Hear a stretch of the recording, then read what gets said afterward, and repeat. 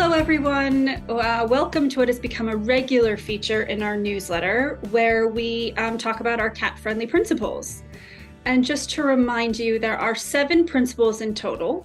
The first 3 are focused on the cat, and the second 4 are focused on people, how we work with each other and how we work with cats to deliver really good cat welfare. So just to recap quickly, the principles focused on the cat are respect cats, respect the diversity of the species and understand the individual, keep cats well, give equal consideration to the cat's physical health and mental well-being, do cats no harm, ensure cats are never worse off as a result of people or their activities, be solution-driven for cats, find evidence-based, pragmatic, and sustainable solutions for cats, communicate for cats, communicate considerately, and share knowledge generously for the sake of cats, collaborate for cats, work together locally, internationally, and with people from different backgrounds, always supporting and valuing each other. And last but not least, evolve for cats, be innovative, remain curious, and keep learning for cats. You may remember in August, we had the pleasure of speaking with Dr. Anne Enright on the respect cats principle. Anne is a veterinarian from Australia who specializes in shelter medicine. And then in our last newsletter in October, we were fortunate enough to discuss the second principle, which is keep cats well, with Dr. Natalie Dowgray, who is our head of International Society of Feline Medicine, and also a veterinarian with decades of experience working in shelter medicine. So do check out both of those discussions if you haven't yet had the opportunity to do so. And then this month, today, we have the pleasure of speaking with Dr. Yaiza Gomez Mejias, who is a part of International iCatCare. She's the community coordinator for the International Society of Feline Medicine. And she is also a veterinarian specializing in cats. Hello, Yaiza. Hello. Thank you very much for inviting me, Lindsey. Oh, thank you for joining me. Could you start, please, by telling us a bit about your background and your involvement with unowned cats? Yes, of course. Well, I've been a vet now for about 20 years. Well, being a vet implies working with unowned cats. If you work as a general practitioner, as I've done, and I've worked in different countries. I come from the Canary Islands in Spain, and we have a lot of endemic wildlife. So unowned cats are an issue in that respect. So for 3 years, I worked in a little island called La Gomera, where we have an endangered species of lizard. And I started I nurtured lots of cats, and I got involved in the management of this small population. I've been working in the UK for 11 years as well, so I've collaborated with the welfare organizations, worked at some stage with occasionally with the RSPCA, and then with another welfare organization as well. And also I'm a member of the Spanish group of feline practitioners. And recently in Spain, we got a new welfare law. And this group was involved in the discussions about the draft of this new law. So as you know, working as part of the team in International iCatCare, all of the work that we do, and certainly that you do being a cat expert, is underpinned by the principles. And embracing all 7 equally ensures that we're truly being cat friendly. You and I today are going to be discussing the third principle, which is do cats no harm, ensure cats are never worse off as a result of people or their activities. Yaiza, could you just share, what does the principle do no harm mean to you? Well, it means the most important, it is the most important principle when it comes to if you're a vet, if you're a medical professional. if you work with medicine, that's the Hippocratic Oath. So it's the first thing you have to promise when you start practicing the profession. You're not meant to harm. You have to think of very well of your intervention before you implement it, to make sure that your intervention doesn't cause more harm than benefit, really. So it's quite an important one. Yeah, that's interesting, because of course nobody working with cats would intend to cause harm, and yet it seems obvious, do no harm. But of course, it's still a principle that we need. Why do you think that we do need the principle, do cats no harm? With cats, everything is a bit harder because it's difficult to interpret what is good for them and it's more difficult to interpret what a cat says, and it's more difficult to interpret when their mental well-being is in a good place and when it isn't. So now that we are starting to speak a little bit more about mental well-being also in human beings, it's time to talk about mental well-being in cats as well. We have to ensure that everybody knows, we bear in mind when we design anything about anything to do with the well-being of cats, that we think of the physical, their physical health, but their mental health as well, the mental well-being. Because at this point, we already know that if we don't keep them mentally well, that will eventually have an impact in their welfare and their physical well-being as well. So it is a very important principle to work with. Cats are they have very acute senses, and we have to bear that in mind when we talk about their well-being as well. We have to respect them. It's difficult for us to think of these things because we haven't got such an acute sense of smell, or we are not that sensitive to noises, or but they are, and that's also part of the mental well-being, and that's part of the work the ISFM does with the Cat Friendly Clinic project, trying to ensure that cats benefit of that care in the veterinary practices, and that we make owners aware of these needs of cats in the home as well. Traditionally, I said before that I've been practicing for 20 years now, and I can see the difference between now and what it was like when I first started to work as a veterinarian. And I could see the difference in myself as well.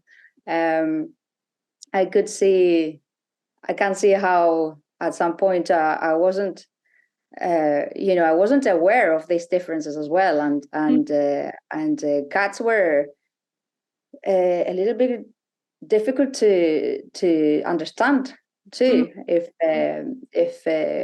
you've grown in a place where cats were basically outside and you weren't used to deal with them from very close, then if you didn't have a very close relationship with them, then you didn't know a lot of things about cats. But now we know much more, and now that we live in much more urban places, and we have shortened the physical distance with our pets, and we live all together, we know much more about them, and we know much better how the offending this senses affects them, and sometimes we cause harm just by not knowing all this all these particularities of cats, and by not reading their body language, which is not always easy but can be done, and not even not even just having such a human approach to things that we forget that there's another perspective. Yeah, And definitely. it's not necessarily a dog perspective, but a neo perspective, which is the cat perspective. And now we they're have the not rabbit small perspective. dogs, are they? Yeah. Yeah. And I think also sometimes just not, not knowing, or sometimes some things might be culturally acceptable, but it's not necessarily in the best interest of cats, and it does cause harm. And something I sometimes think of is the decline of cats in certain parts of the world. I come from the US. That I don't know if it's still a very standard practice, but growing up, once we decided to keep our cats indoors, which is also something that I wouldn't do now, we declawed them because we wanted to protect our furniture. And we didn't know that we were causing harm. I mean, that's the last thing we would have wanted to do. But of course, now we know that declawing cats can often cause chronic pain, and of course inhibits their ability to perform the natural scratching behavior. And sometimes people just don't know. So I really like your point about we need to keep learning. We need to be open to knowledge, even sometimes if it might feel a bit uncomfortable because it's different. Also because it implies that you have to contradict yourself in another, like you have to say something different to what you said a few years before. Yes, exactly. And that the evolution need not mean that what we did before was bad. I think the emphasis should be on, now that we know more, we can do better. And we did the best we could at the time with the information we had. Yes, I sometimes think about things that I used to do with cats just because I didn't know, and I wouldn't do that now because I know better now.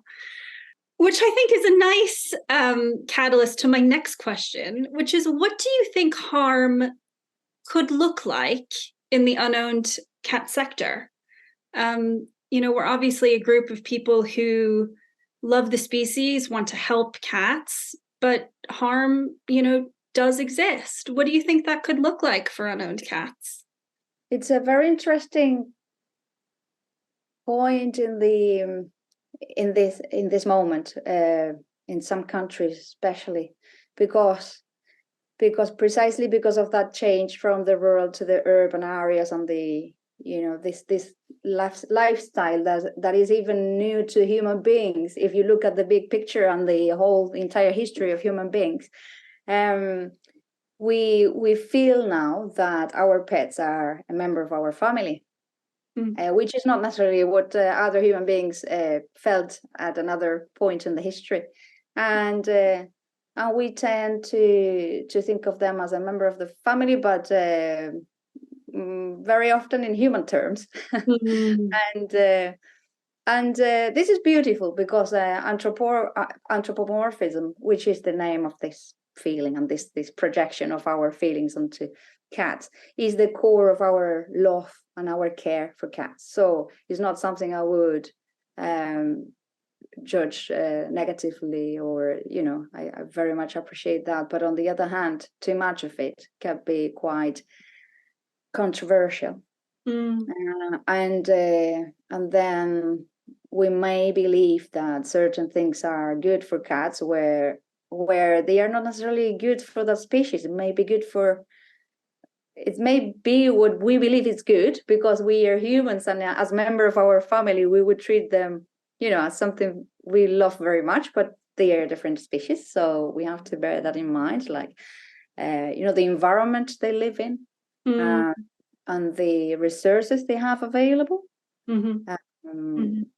They may not need the same resources as we need. They may need, in order to show their natural behaviors, which is part of having a happy life.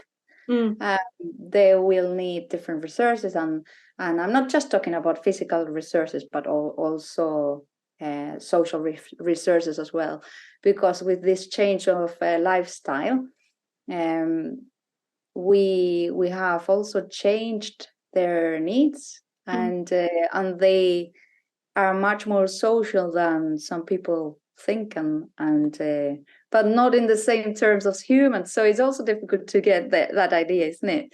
The fact that many cats as individuals, they will have certain social needs, not every cat will show the same social needs. So adjusting to those individual differences can be challenging. Yes.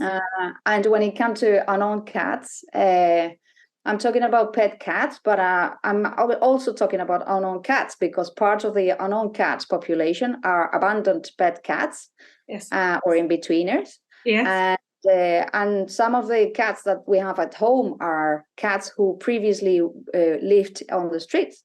And those cats live now in a home environment, and they have to adapt to it. And the owner and the caregivers have to adapt to them as well, and have to adjust to the needs of those cats. So we are basically talking about the same cats. We are talking about the same species. We are talking about the same animals. So I struggle to separate the owned cat sector from the owned cat sector, because to me it's part of the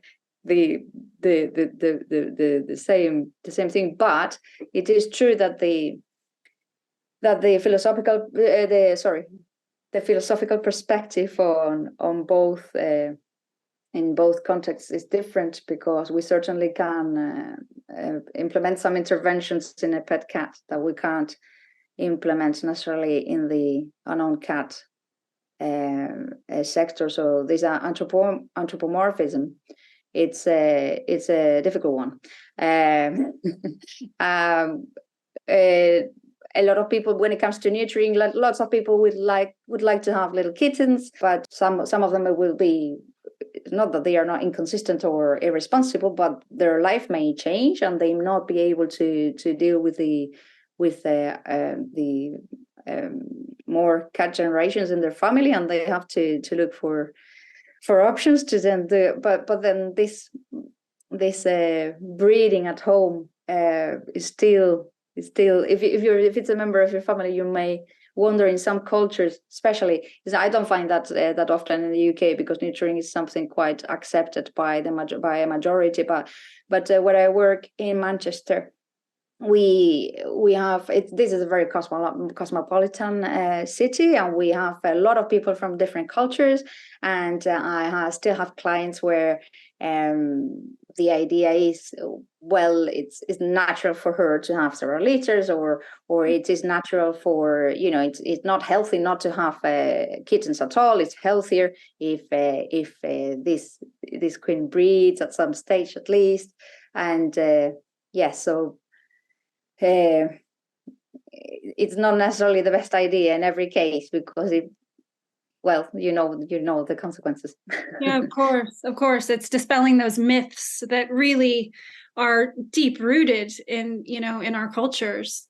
Like you said, a lot of people believe that a queen, it is better for her to have a litter of kittens, and that is quite an anthropomorphic viewpoint. Yes. Because as some women really feel that pull to have children, but it's not necessarily the same for cats. If they don't have a litter of kittens, they're not going to be any worse off. Exactly. I mean, even my conversations with my mom have changed over the years. Like initially, she didn't find it was a good idea for me not to have children, but now she accepts the idea. So it's changed with humans. Yeah. It's changed with women. Yeah. And it's it's and now exactly, and now it's accepted, and I think becoming more accepted that is a fine choice for women. I think my background, having worked in shelters and homing centers, I think even the unintentionally doing harm in the unknown cat sector can be as simple as very well-intentioned, but perhaps misguided staff and volunteers handling cats or touching cats when it really causes distress for them, because they do not have the choice and control to ask for that, or to have any control over what the interaction looks like, or how long it's for. So I think it can be a lot of the big topics that you're talking about that are super important, and also really simple things that we do on a daily basis that could actually have a really profound impact on the individual with regards to causing them distress or harm. Yeah, that's a really good point. And it's something that I emphasize every time I talk about feline behavior with cat owner, cat caregivers, or vets. Is this cat rule, like control, attention, and touch? Yeah. So you have to give the cat control on the situation and let you approach. Rather than approaching the cat, attention at the body language to detect any sort of tension, and then be careful with how you touch the cat. Yes. If you decide to do so, which is not necessarily the best option every time. Yes, yeah, exactly. And it's so simple, and it can have such a profound impact on, the well-being of the cat. Yaiza, in the unknown cat sector, some people might view, or people in general might view euthanasia as the ultimate harm. And they might prioritize life at all costs over quality of life for the individual. And in reality, suffering is actually the harm. And there are times when euthanasia is the only responsible choice, but it may not even be considered. Could I get your thoughts, please? Why do you think people are so uncomfortable with euthanasia or death, but seem to tolerate suffering? Well, I guess that's a very big question, and I don't think I am clever enough to answer it, but I will try my best.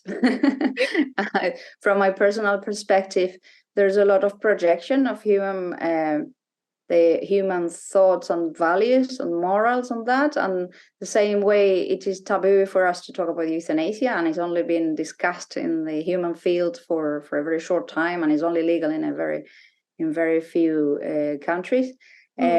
Because cats have become members of our families, we struggle to conceive that euthanasia may be a good choice there. It's a different approach to that. We considered before, and then the problem with there's another problem I see, which is the a very wide choice when it comes to extending their lifespan and healing or trying to help them with diseases. We've seen over the last 2 decades. We've seen very rapid technical and scientific advances, and those advances provide us with lots of choices. Mm-hmm. But having the opportunity to implement to carry out certain procedures doesn't necessarily mean that this is what we have to do. If we keep the cat's well-being at the core of what we do, yeah, it's just a matter of this differentiating what you can do, so what you're able to do, what's available, and what you should do if you really want to keep the well-being at the core of everything. So we all want to save lives. It's saving lives has a very good reputation because saving lives is nice, it's beautiful, mm-hmm. and it's what we all want to do, and that was it's definitely at the core of it's one of my main motivations in life. It's one of the main things why I decided to become a vet, because I want to help. I don't want to put anyone to sleep. I want to save lives. I don't want to end them. But it is true that I felt it was the majority of the times, I've got to say, it's been the best choice, and I'm so glad we have that tool. Even when it comes to my personal choices with my own pets, I think it's we are so lucky. We are so lucky that we have that choice, because it really saves a lot of suffering. And, I agree completely. I think you said it just then. I think oftentimes euthanasia really, it can be the ultimate kindness, however sad it is for us. and then it can prevent suffering, which, like you said, is a gift, isn't it? Yaiza, my last question for you. What do you think a future looks like if the unowned cat sector followed the cat-friendly principle, do no harm? I think this principle helps obtain a complete picture of welfare, a very complete picture of welfare, which does not only think of the individual, but also the population, and how thinking of the big picture rather than just the individual. I mean, do not harm when you talk about an individual, and do not harm when you talk about a population can have different answers. And so it kind of obliges you to reflect on that. And I think in the future, if we thought more of not harming, then that would improve the outcome of the outcome of those cats, to make sure that they don't end up worse as a result of our interventions. And another thing, like when it comes to confinement, I think we've discussed this several times in the International Cat Care. I don't know if you've talked about this before in any other videos, but preventing the long-term confinement and distress is a huge topic, and that's harm. That's harm that needs to be prevented, because it's quite a tough one, quite a bad outcome for anyone, not just cats. And then by not nurturing, non-nurturing is harming when you think of the global picture as well, because you end up with an excess, with a lot of cats that may not be looked after because there are no resources available. And socialization is another thing we didn't mention before, but sometimes socialization means forcing the situation, and it is very, very difficult to anticipate whether a cat is going to be able to socialize appropriately to live in a home environment or not. There's no way, as far as I know, to predict that, but we have to be extremely careful, and rather than pushing things, trying to understand that there's a diversity and harm. It could be harming to ignore that diversity as well.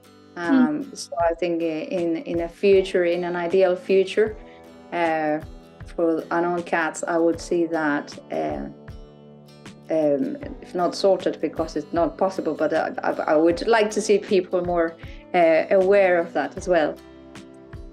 And more collaboration as well. I'm a fan of communities and debates and discussions and lots of talking about what cats and population management involves and means for different groups involved in the same topic but from different perspectives. I think talking about cats. Maybe we'll get you back for when we have the discussion, collaborate for cats. Yaiza, thank you. Thank you for sharing your thoughts. Really interesting conversation. Appreciate your time, and it was lovely to chat with you. Thank you very much. It's been a pleasure.